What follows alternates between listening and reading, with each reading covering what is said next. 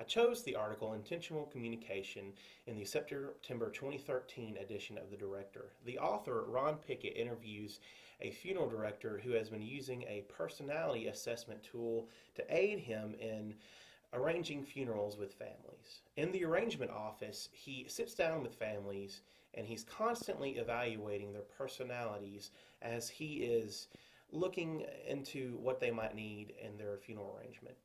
As he is evaluating these personalities, he's bouncing back and forth between if these people have the kind of personality he has or the kind of personality that he might not have. And if he doesn't, he tries to better assess how he can mediate the family. As each family brings in their own set of baggage, he is able to weed through those things as he tries to find their real needs and directing them as to what kind of funeral is best for them.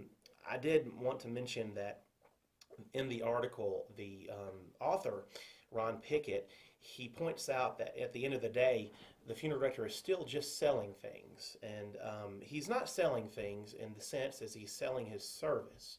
And he's showing them that his service is optimal and he's being professional in the sense that he is prepared to help them in the grief process and not make it any worse. Because when we're at different ends with the families, we become the antagonist and we become someone they can equally hate, is the point that he's trying to make.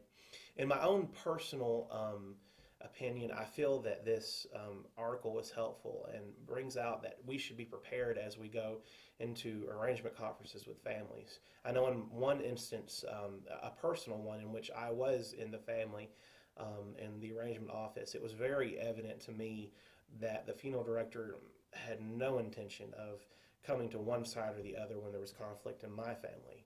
He was really good at bringing out what we need and using people in the conference to lighten the situation. Like my grandmother who couldn't hear, he just asked her in the loudest and most caring way he could what she thought about the situation, and in doing so lightened the mood and helped my mother and my uncle to come to terms with their problems and get through the situation.